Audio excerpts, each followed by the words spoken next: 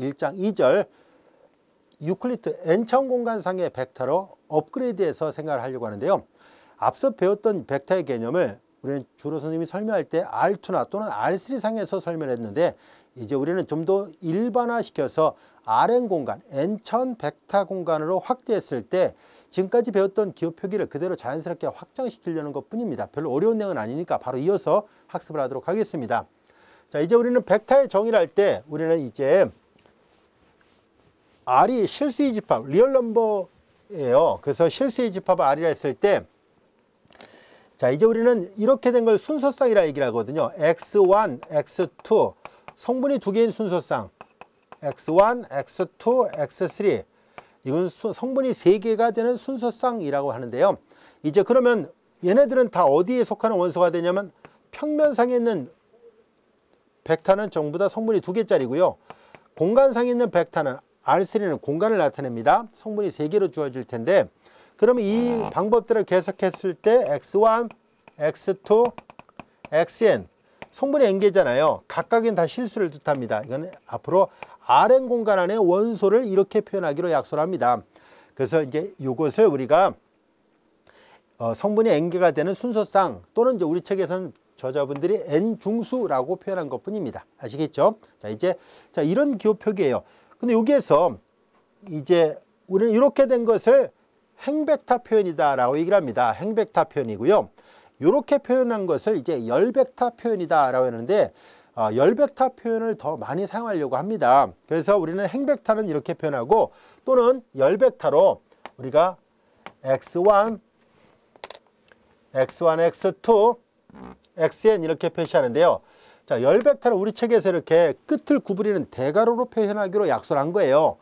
끝을 구부리는 대괄호로 표현하기로 약속을 했어요. 그리고 행벡터를 표현할 때는 이렇게 둥근 괄호를 써서 표현하기로 약속을 했고요. 또 한 가지 큰 차이점은 행벡터를 표현할 때 중간중간에 콤마를 찍어서 행렬하고 구별하고 있습니다. 그리고 이렇게 열벡터를 표현할 때는 중간 사이사이에 콤마를 찍지 않습니다. 아시겠죠? 마치 행렬처럼 그냥 표현하고 있는데요. 이런 차이점을 잘 구별하도록 하죠. 자, 근데 이 열벡터를 표현할 때 보다시피 이 열벡터는 책에 공간을 많이 차지하고 있다는 것을 알 수 있습니다. 행벡터 표현은 이렇게 글을 써나갈 때 빈 여백이 생기지 않아서 좋은데요. 그러나 열벡터는 이렇게 공간이 많이 차지하잖아요. 책의 여백을 많이 차지하기 때문에 그래서 보통 이제 저자분들이 책을 쓸 때 빈 공간이 나오는 것을 별로 이렇게 좋아하지 않은 경우도 있잖아요. 취향에 따라 다르긴 하지요. 그래서 이제 수학 책에서는 이렇게 열벡터를 직접 써서 표현하는 경우도 있지만 또는 이 표현 방법을 좀 더 여백을 좀 더 줄이기 위해서 열벡터를 표현할 때 이렇게도 표현하기로 하자라고 약속을 한 거예요. 우리 책에서 이렇게 쓰기로 약속을 했습니다. 물론 다른 수학책에서는 이런 기호를 안 쓰고 다른 기호를 쓰기도 합니다. 하지만 우리가 경제 수학책을 볼 때 우리는 앞으로 이 기호는 이 기호와 같은 말이야 라는 것을 이해해 두세요. 앞서 설명한 것처럼 줄이 세 줄 거져 있으니까 정의를 한 거예요. 우리 저자분들이 이렇게 하기로 하겠다는 약속을 한 것뿐입니다. 자, 이제 우리는 여기에서 이렇게 표현했을 때 얘랑 구별을 해야 됩니다. 행벡터를 표현했을 때는 괄호를 쓰고 콤마를 찍었죠. 이제 열벡터를 이제 여백을 좀 줄이기 위해서 행으로 표시할 때는 대괄호를 써서 표시한 거예요. 이렇게 대괄호를 써서 표시했을 때는 열벡터를 나타내려고 했었구나. 그리고 행벡터는 괄호를 쓰고 열벡터는 이렇게 쓴 거 이해할 수 있겠죠? 정의를 한 것뿐입니다. 뒤에 가서는 우리가 전치 행렬이라는 것을 약속을 하게 되는데요. 바로 이 전치 행렬, 교재 제2장에서 전치 행렬을 정의할 겁니다. 전치 행렬을 배우게 되면 이제 이런 기호 표기를 쓰기도 하지만 트랜스포즈를 써서 T를 써서 표현하기도 하고 또는 이제 우리 책에서는 저자가 프라임 기호를 써서 표시를 했거든요. 뒤에 가서 전치 행렬을 정의할 때 이 기호 표기 말고도 전치 행렬로 표현하는 방법도 있어요 라는 것을 따로 학습을 하도록 하죠. 아무튼 우리가 열벡터를 표현할 때 뒤에서 이제 계속 이 기호를 사용할 거거든요. 기호 표기를 잘 구별합시다. 이 책 안에서 이렇게 하기로 하겠습니다라고 약속을 한 거예요. 아시겠죠? 모든 선형대 수학 교재가 다 이렇게 약속한 건 아니기 때문에 여러분들 항상 책을 볼 때 도서관에서 책을 빌려서 또는 서점에서 다른 참고 서점을 구입해서 공부를 할 때 그 책의 저자가 어떻게 기호를 약속하고 있는지를 어떻게 약속을 했는지 잘 보세요. 그렇게 해야 그 책을 읽어나갈 때 큰 어려움 없이 읽을 수 있습니다. 수학에서는 어떤 책이든 간에 동일하게 사용하는 기호도 있지만 때로는 저자가 독립적으로 따로 약속을 하는 기호도 있거든요. 그래서 그런 것들을 잘 구별하시기 바라고요. 우리 책에서는 이 열벡터를 행벡터로도 표현할 수 있어요 라고 약속한 거고, 행벡터 표현하고 구별하기 위해서 끝을 이렇게 대괄호로 표현했다는 것을 잘 알아두세요. 기호 표기의 약속입니다. 자, 이제 우리는 n창 공간이라는 것은 이렇게 이런 기호를 써서 표현하려고 하는데, 이 n창 공간은 어떤 집합을 말하는가요? 라고 한다면 바로 n개의 순서쌍들로 이루어진 집합을 말합니다. 아시겠죠? 그러니까 Rn 공간상에 있는 모든 벡터들은 이렇게 성분이 n개로 주어지는 원소들로 되어 있다라는 뜻이에요. 그래서 이제 n개의 성분으로 갖고 있는 xn입니다. n개의 성분을 갖고 있는 그 n개의 순서쌍을 성분으로 갖는 벡터들의 집합을 Rn 공간이라 한다라는 것. 이것은 R2를 일반화시킨 거라고 생각하면 돼요. 평면상에 있는 모든 점들은 다 순서쌍으로 표시가 되잖아요. x1, x2로. 이때 x1도 x2도 실수예요. 그래서 평면상의 모든 점은 순서쌍으로 표시되니까 그 점들의 집합을 R2로 표시하는 거거든요. R3도 마찬가지로 공간상에 있는 점들의 집합, Rn 집합도 마찬가지로 순서상의 n개로 주어지는 그런 벡터들의 집합이다라고 생각하면 됩니다. 어렵지 않죠?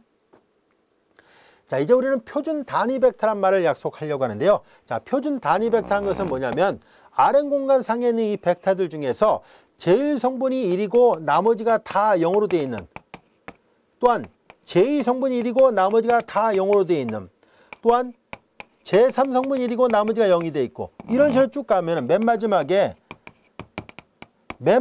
제 n성분만 1이고 나머지가 0이 되는 이런 벡터들이 있겠죠. 바로 이런 벡터들을 표준 단위 벡터라 얘기를 합니다.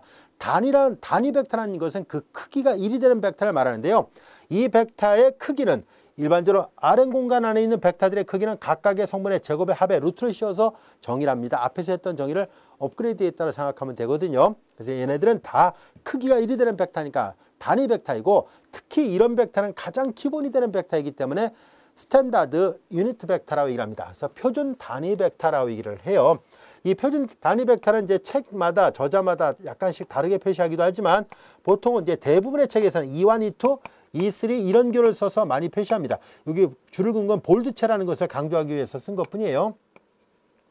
그래서 이렇게 보통 많이 사용하고 있습니다. E1부터 EN 이런 식으로 써 있어요. 그래서 대부분의 선형제 수학 교재를 보면은 이렇게 돼 있으면 아, 얘는 표준 단위 벡터구나 라고 생각하면 돼요. 자, 그 다음에 이제 제로 벡터라는 것은 여러분들이 잘 알다시피 구성 성분이 모두가 다 0으로 되어 있는 벡터를 제로 벡터랍니다. 이렇게 될 때는 이제 볼드체로 알파벳 O를 굵은 글씨로 써서 표시합니다. 그 다음에 썸 벡터라는 것은 모든 성분의 값이 1로 주어지는 벡터예요. 모든 성분의 값이 1로 주어지는 벡터. 여기 대괄호 써놓고 했으니까 이거 열 벡터를 표시한 거예요. 저자가 이런 거예요. 아시겠죠? 그래서 뭐 행벡터를 써도 됩니다. 그래서 모든 성분이 1로 되어 있는 것을 합벡터, 썸 벡터라고 말한다라는 것 약속을 한 것뿐입니다. 용어에 대한 약속이에요. 자, 그 다음에 이제 벡터의 덧셈과 뺄셈, 그리고 스칼라 곱셈, 벡터의 동등 이런 것들에 대한 약속도 동일하게 약속을 합니다. 자, 이제 우리는 Rn 공간상에 있는 벡터들, Rn상에 두 개의 벡터를 생각합니다. 자, 이제 하나는 x1, x2, xn이고요. 자, 이제 얘네들을 우리가 편의상 x벡터라 해보겠습니다. 그리고 y벡터를 이제 y1, y2, yn이라 놓겠습니다. 그러면 이제 책하고 기호가 달라도 상관없겠죠. 자, 이제 선생님이 편의상 이제 xy를 써서 표시하겠습니다. x벡터하고 y벡터의 덧셈은 정의 자체가 똑같아요. 제일 성분끼리 더하는 걸로 약속을 합니다. 제일 성분끼리, 제2 성분끼리, 그리고 제n 성분끼리 이렇게 더하는 걸로 약속을 해요. 그 다음에 뺄셈은 여기다 그냥 바로 이어서 쓸게요. 뺄셈일 때는요, 그냥 제1 성분끼리 빼고 제2 성분끼리 빼고 제3 성분끼리 빼는 걸로 역시 약속을 하겠습니다. 자, 그리고 이제 스칼라 곱셈이에요. x에다 k배라는 것은 구성원수 모두에다 k배라는 걸로 약속을 합니다. 어렵지 않죠? 앞에서 정의했던 걸 그대로 확대했구나 라는 것을 알 수 있습니다. 그리고 벡터의 동등, 상등 관계는 이제 말로 설명할게요.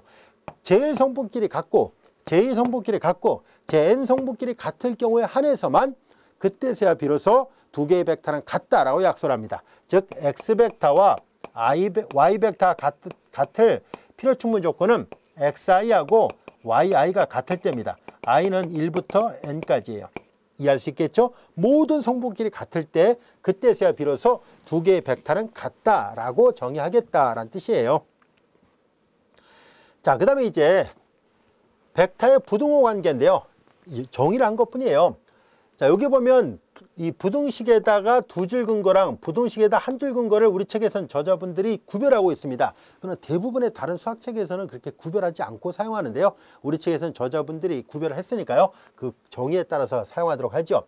모든 i에 대해서 각각의 성분들에 대해서 ui하고 vi의 대소관계에 있을 때를 벡터끼리 이렇게 부등식으로 써서 표시하고요. 두 줄 근거랑 한 줄 근거를 구별하겠다는 얘기예요.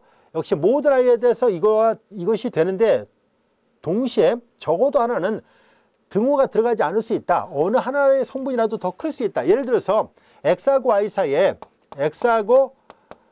사이에 이렇게 두 줄 거 있을 때는 x1하고 y1이 같을 수도 있고 이제 x1이 더 클 수도 있고. 그러니까 이 말은 이 말과 같다는 얘기예요. xi하고 yi가 이렇게 된다는 얘기예요. 아시겠죠? 수를 비교한 거니까 이거 한 줄만 써도 돼요. 자, 이렇게 됐다는 얘기예요. xi가 yi보다 크거나 같을 수 있다는 얘기인데, 그러나 우리 책에서 이제 이렇게 한 줄만 그었을 때요. 한 줄만 그었을 때는 모두가 다 이렇게 되는 것이 되는 게 아니라 이거이지만 적어도 어느 하나는 부등호가 나올 수 있다. 이 말입니다. 그럼 이제 말로 설명하겠습니다. 적어도 하나는 같지 않고 더 어느 한 성분이 더 클 수도 있어요 라는 것을 말해 줍니다. 이렇게 해서 구별하겠다는 얘기인데 대부분의 책에서는 잘 구별하지 않고 그냥 혼용해서 사용합니다. 자, 그 다음에 이제 만약에 U벡터가 V벡터보다 크다는 얘기는 모든 성분이 더 클 때를 말합니다. 모든 성분이 다른 성분보다 크게 되면은 그때는 이교를 써서 표현하겠다는 것. 이것이 벡터 사이의 부등호를 정의한 것입니다. 어렵지 않죠? 충분히 이해할 수 있습니다. 자, 그래서 다음 같은 예문들을 하나 생각해 보려고 하는데요. 이 역시도 쉽게 이 예문을 해결할 수 있습니다. 자, U벡터가 이 대괄호 되어 있으니까 열벡터를 표시한 거예요. 1, 2, 3, 4, 5, 6, 7, 8인데요. U와 V의 합은 그냥 말로 설명하겠습니다. 제1 성분끼리 더하니까 6, 8, 10, 12예요. V-U는 V에서 U를 빼는 거예요. 제1 성분은 4, 이것도 4가 되네요. 이거는 V-U는 4, 4, 4, 4를 성분으로 갖고 있네요. 3U는 이걸 3배를 해요. 각각의 성분에 3, 여기다 6, 9, 12가 각각의 성분으로 되어 있습니다. 그리고 V가 U보다 크다는 걸 보여라는 얘기인데 당연히 5가 1보다 크고요. 6이 2보다 크고 7이 3보다 크고 8이 4보다 크니까 당연히 얘가 성립한다는 것을 금방 알 수 있을 겁니다. 자, 그 다음에 이제 이어서 Rn 공간상에 있는 3개의 벡터 있을 때 알파, 베타는 실수예요. 스칼라입니다. X, Y, Z는 벡터고요. 다음 성질을 만족합니다 라는 얘기인데 이거는 뭐 하나하나 여러분들이 증명해도 되고요. 그렇게 어려운 내용이 아니에요. 증명 자체도 어렵지 않으니까 간단하게 그냥 말로 설명하고 가도록 할게요. 두 벡터는 덧셈에 대해서 교환법칙이 성립합니다. 그리고 덧셈에 대해서 결합법칙이 성립합니다. 그리고 덧셈에 대한 항동원이 존재합니다. 여기 밑에쯤에 있어요. 항동원이 있어요. 그리고 덧셈에 대한 역원이 존재합니다. 7번 역원이 있다는 것. 그리고 이제 이 4개가 바로 덧셈에 대한 4가지 성질이에요. 교환, 결합, 항동원, 역원이에요. 그 다음에 이제 스칼라 곱셈에 대한 4가지 성질이 또 만족되는데요. 스칼라 곱셈에 대해서 두 종류의 분배 법칙, 즉 알파 x 더하기 y는 이렇게 분배, 알파 더하기 베타의 x는 이렇게 분배하는 두 가지 종류의 분배 법칙과 그리고 이렇게 스칼라 곱셈 아무나 먼저 곱해도 돼요. 스칼라 곱셈에 대한 결합 법칙이 성립한다는 것, 그리고 2를 곱하면 자기 자신이 된다는 것. 그래서 이제 스칼라 곱셈에 대한 4가지 성질, 도합 8가지 성질이 만족됩니다. 그리고 저 뒤에 가서 또 살펴보겠습니다만 이제 벡터는 이렇게 덧셈에 대한 4가지 성질, 교환, 결합, 항동원, 역원, 그리고 스칼라 곱셈에 대한 4가지 성질, 모두 8가지 성질을 만족하게 되는데요. 이와 같은 성질은 벡터가 갖고 있는 고유의 성질입니다. 그래서 만약에 어떤 수학에서 다루는 다른 집합이 이 벡터가 갖고 있는 이 8가지 성질을 모두 만족하게 될 때 그 수학적 대상을, 그 집합을 다른 말로 벡터 스페이스라고 말을 하겠습니다. 나중에 따로 공부를 하도록 할게요. 그래서 지금 배웠던 이 8가지 성질이 만족되는 어떤 집합이 있다면 그런 집합을 통틀어서 수학에선 다 벡터가 갖고 있는 성질을 만족하는 집합이라는 뜻에서 벡터 공간이란 말을 사용한다는 걸 알아두세요. 뒤에 가면 그런 용어를 계속 사용하기도 할 거거든요.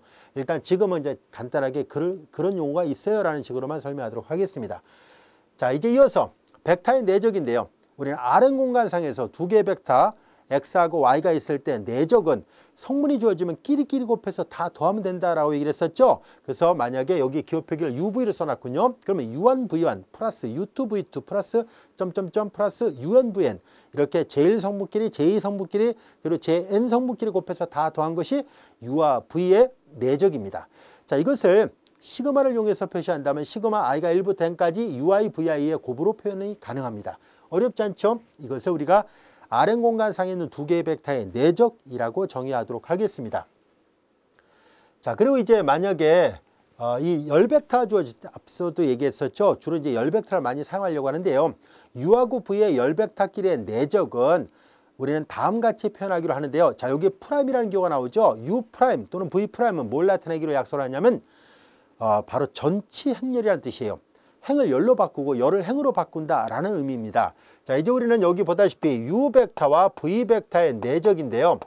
자, 이제 U1, U2, UN 내적 그리고 V1, V2, VN이잖아요. 자, 이제 이렇게 되어 있는 것을 U와 V의 내적을 기호 그대로 쓴다면 이건데요. 얘를 이제 앞으로 이렇게 하겠어요라는 얘기인데 여기 잘 보세요. 여기는 보다시피 뭐가 빠졌냐면 점이 없잖아요. 여기 점을 쓰지 않습니다. 자, 얘가 U 벡터고 얘가 V 벡터일 때 U 프라임 그리고 V를 써서 표시한다. 이게 무슨 말인지 한번 볼까요? U 프라임은 이 U 벡터를 전치를 시킨다라는 얘기예요. 전치를 시키니까 U1, U2, UN이에요. 자, 이렇게 쓴 거예요. 전치를 시켜서 표시한 거예요. 아니면 이렇게 앞에서 배웠던 기호대로 이렇게 쓸까요? 자, 이거는 이거랑 같은 교라 얘기를 했으니까 의미가 혼돈이 될 수도 있겠네요. 그냥 이렇게 괄호를 써서 표시할게요. 그리고 V는 이 벡터를 그대로 사용하도록 하겠습니다. V1, V2, VN인데요. 대괄호를 써서도 표시하지만 그냥 길쭉한 괄호를 써서 표시해도 돼요. 상관없습니다. 이렇게 열벡터는 두 가지 표현을 다 혼용해서 사용하도록 하죠. 자, 이제 여기에서 이게 무슨 뜻이냐면 이건 그냥 행렬의 곱이에요. 행렬을 곱하면 행렬에 대한 곱셈은 이 다음 단원에 나오긴 합니다만 여러분들 고등학교 때도 이미 행렬의 곱을 배운 상태니까 바로 계산하겠습니다. U1, V1 플러스 U2, V2 UN, VN 이렇게 계산이 돼요. 그래서 열벡터가 주어졌을 때 내적은 이게 아까 배웠던 내적의 정의였었잖아요. 내적이 끼리끼리 곱해서 다 더한다 했는데 만약에 열벡터가 주어지면은 앞을 트랜스포즈 시켜서 행렬의 곱을 이용해서 계산하는데요. 이게 마치 한글의 어자 모양이잖아요. 이렇게 어자 모양으로 계산하면 돼요 라는 뜻이고요. 그 다음에 또는 V 트랜스포즈 U. 자, 뒤에 거를 트랜스포즈해서 앞에다 쓰고 앞을 뒤에다 쓴 건데요. 이렇게도 마찬가지란 얘기예요. V1, V2, VN이 있고요. 저 위에다 쓸까요? 마찬가지예요. 결국은 이게 숫자이기 때문에 곱은 교환이 가능합니다. 그래서 V 트랜스포즈 U로 계산해도 돼요. V 트랜스포즈 U니까 V1, V2 행렬의 곱으로 계산합니다. U1, U2 이렇게 됐어요. UN이니까 행렬 계산하면 V1, U1, V2, U2, VN, UN이 되죠. VN, UN이에요. 그런데 이거 둘 다 실수잖아요. 실수는 곱에 대해서 교환이 가능하니까 U1, V1, U2, V2 이게 가능합니다. UN, VN이 됐습니다. 그래서 어떻게 계산하든 간에 똑같이 나옵니다. 그래서 열벡터가 주어지면은 앞을 트랜스포즈 시켜서 뒤에 거랑 행렬의 곱을 어자 모양으로 계산하든지 아니면 뒤에 걸 트랜스포즈해서 앞에다 놓고 어자 모양으로 계산하든지 하라는 얘기예요. 이때 주의할 점은 아자 모양으로 계산하면 안 됩니다. 어자 모양으로 계산을 해야 돼요. 항상 이런 모양이 나와야 돼요. 어자 모양으로. 아자 모양으로 계산하면 매트릭스가 돼요. 이거는 행렬이 되니까 이렇게 계산하지 않습니다. 그래서 주의하세요. 이걸로 계산하거나 또는 이걸로 계산한다는 걸 잘 이해해 두세요. 알파벳 위치를 잘 보세요. 얘는 U, V 프라임으로 되어 있지 않습니다. V'U로 되어 있어요. 아시겠죠? 주의하시기 바랍니다. 그래서 이렇게 해서 계산할 수 있어요 라는 것도 알게 됐습니다. 자, 그리고 이제 벡터의 크기, 앞서 놈이라는 것을 설명했었죠. 벡터의 크기는 각각의 성분의 제곱의 합의 루트로 약속을 합니다. 그렇게 되어 있잖아요. 각각의 성분의 제곱의 합의 루트를 우리는 벡터의 길이, 크기 또는 놈이라 한다는 것 잘 이해해 둘 수 있겠죠. 앞서 배웠던 정의를 그냥 확정한 거에 불과하다라는 것을 알 수 있습니다. 자, 이제 그리고 또한 두 개의 벡터 사이의 거리를 계산한 것은 U와 V 사이의 거리를 이제 정의를 이렇게 하기로 하자라고 약속을 한 거예요. 이 D는 뭘 나타내냐면 디스턴스의 약자를 쓴 거예요. U 벡터와 V 벡터의 디스턴스, 거리예요. 이 거리에 대한 수학적 정의는 U 벡터에서 V 벡터를 뺀 거의 놈의 값이에요. U-V의 놈으로 약속을 합니다. 따라서 얘는 U 벡터의 성분이 U1, U2, U3, 쭉가서 UN, V 벡터의 성분이 V1부터 Vn으로 주어져 있었다면 루트, 말 그대로 피터로 정리 쓴 것뿐이에요. U1-V1의 제곱, U2-V2의 제곱, UN-VN의 제곱의 루트예요. 자, 이것을 두 개의 벡터의 U와 V 사이의 거리라고 얘기를 합니다. 거리, 두 벡터 사이의 거리, 디스턴스의 약자를 써서 D로 표시한 것뿐입니다. 어렵지 않죠? 충분히 이해할 수 있을 거예요. 자, 그리고 이제 유클리드 상의 거리가 갖고 있는 성질이에요. 좀 전에 우리가 거리를 약속했었죠. 이 거리도 잘 보면 벡터의 크기하고 관련이 있다는 것을 알 수 있어요. 그래서 우리는 이 거리는 교환이 가능합니다. 거리는 일단 얘부터 먼저 할게요. 거리 교환이 가능합니다. 그리고 이 거리는 만약에 이거부터 할게요.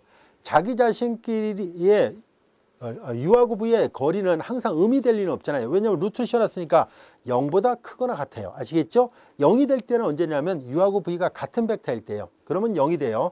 그런데 만약에 U와 V가 서로 다른 벡터라면 당연히 0보다는 커요. 루트를 씌워놓은 값이니까요. 그래서 교환이 가능하고 U에서 V 사이의 거리를 구하나 V에서 U 사이의 거리를 구하나 똑같다는 얘기예요. 거리는 항상 음이 될 수 없다는 것. 그리고 자기 자신끼리의 거리는 당연히 0이 될 수밖에 없다는 거 이해할 수 있죠. 아까 여기 등호가 되는 특별한 경우가 1번이었었습니다. 이건 뭘 나타내냐면 삼각부등식이라 얘기를 해요. 삼각부등식인데 뭘 나타내냐면 이건 마치 이렇게 생각하면 됩니다. U하고 V 사이의 거리와 V하고 Z 사이의 거리 합은 U하고 Z 사이의 거리보다 크거나 같다. 이건 마치 뭐냐면은 이렇게 생각하면 돼요. U 그 다음에 U하고 Z 사이의 거리죠. 그러니까 이거 그림을 이렇게 그려놓기엔 좀 그렇기는 하겠네요. 근데 아무튼 그림을 하나 그려서 설명하도록 할게요. 여기 보면은 U, V라 하겠습니다. 그리고 Z를 놓겠습니다. 요게 낫겠네요. 자, 이제 뭐냐면은 거리라는 거, U하고 V 사이의 거리는 이 말이거든요. 그냥 그림으로 이렇게 표현해 본다면 U하고 V 사이의 거리하고 V하고 Z 사이의 거리를 더한 것은 U하고 Z 사이의 거리를 계산한 것보다 크다라는 얘기예요. 이건 마치 삼각형의 세 변의 길이가 갖고 있는 성질하고 같잖아요. 어느 두 변의 길이 합은 나머지 한 변의 길이보다 크잖아요. 이해할 수 있겠죠? 여기서 등호는 언제 생기냐면 세 개의 벡터가 동일 직선상에 있다면 등호가 성립하고요. 동일 직선상에 있지 않다면 부등호가 성립합니다. 그래서 이런 유클리드 거리상에는 이런 특징이 있다는 것. 교환이 가능하고 항상 음은 아니라는 것. 그리고 그 음이 아니고 그러니까 0보다 크나 같은데 0이 되는 경우는 U하고 V가 같을 때뿐이고요. 삼각부등식이 성립한다는 것은 분명한 성질이라는 것을 알 수 있습니다. 자, 그리고 이제 우리는 두 개의 벡터 사이의 각은 이미 앞에서 약속을 했었죠. 내절을 이용해서 우리가 각을 계산하는 것이 가능하다라고 얘기를 했었습니다. 그래서 코사인 세타는 U의 크기와 V의 크기 분의 U와 V의 내적으로 계산이 가능합니다. 그래서 여기 크기를 직접 성분을 갖고 계산한 거예요. 각각의 성분의 제곱의 합의 루트, 각각의 성분의 제곱의 합의 루트니까 시그마로 표시한 거고요. 내적은 끼리끼리 곱해서 다 더한 거니까 시그마 UI, VI의 곱으로 표시한 것뿐입니다. 그래서 왼쪽을 하나하나 성분으로 나열한 거예요. 어렵지 않아요. 자, 그래서 여기도 설명한 것처럼 만약에 세타가 2분의 파이라면은 90도가 된다면 그러면 서로 직교한다 라고 말을 하겠습니다. 그래서 이런 내용들도 앞에서 성분이 두 개짜리인 평면상에 있는 벡터의 개념을 자연스럽게 Rn 공간으로 확정을 해서 정의한 것뿐이에요. 직교라는 말도 이해할 수 있었죠. 자, 그 다음에 이제 예제 4번은 다음을 각각 구해보세요라는 얘기 있잖아요. 어려운 내용은 아니에요. 자, 우리는 U벡터의 노매값을 계산하는데요. U벡터의 노매값은 루트 각각의 성분의 제곱의 합이에요. 4의 제곱 더하기 1의 제곱 더하기 6의 제곱이고요. 또한 V의 노매값을 계산한 것은 루트 마이너스 3의 제곱 더하기 0의 제곱 더하기 2의 제곱이에요. 자, 이런 걸 다 계산해 보세요라는 얘기예요. U-V의 노매값을 계산하세요라는 얘기도 루트 이제 4에서 3을 빼니까 7이죠. 7의 제곱 1에서 0을 아무 때나 빼도 돼요. 1에서 0을 빼니까 1의 제곱 그리고 6에서 2 빼니까 4의 제곱 이걸 다 계산해 보세요라는 얘기예요. 그 U와 V의 내적 있죠. U와 V의 내적은 끼리끼리 곱해서 다 더합니다. 마이너스 3, 4, 12 그리고 0, 2, 6, 10이에요. 0, 이거 0이고요. 마이너스 3, 4, 12, 2, 6, 10이니까 이거 전체가 0이네요. U와 V의 내적이 0이니까 따라서 U와 V는 서로 수직이다 라는 것도 알게 됐습니다. 서로 수직이니까 코사인 세타 값은 0일 수밖에 없네요. 사이각이 제로니까요. 나머지 셈은 따로 여러분들이 계산해 보세요. 정도는 안 해도 되겠죠. 어려운 내용이 아니니까 충분히 여러분들이 적용할 수 있을 거예요.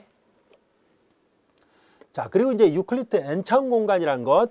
자, 이제 우리 조금 전에 살펴봤던 것처럼 Rn 공간상에서의 덧셈, 끼리끼리 다 더하는 거죠. Rn 공간상에 스칼라가 없으면 모든 성분에다 스칼라 배를 하죠. 그 벡터의 내적, 조금 전에 했던 것처럼 끼리끼리 곱해서 다 더한 것을 말하는 거예요. 자, 이렇게 덧셈, 스칼라 곱셈, 내적이 정의된 것을 우리는 N차원 유클리드 공간이라고 정의하도록 하겠습니다. 약속이에요. N차원 유클리드 공간에 대한 수학적 정의는 이렇게 약속이 되어 있습니다. 라고 약속한 거예요. 자, 우린 지금까지 교재 제1장 벡터에 대해서 공부했었고요. 이제 이어지는 시간에는 제2장 행렬에 대해서 공부하도록 하겠습니다.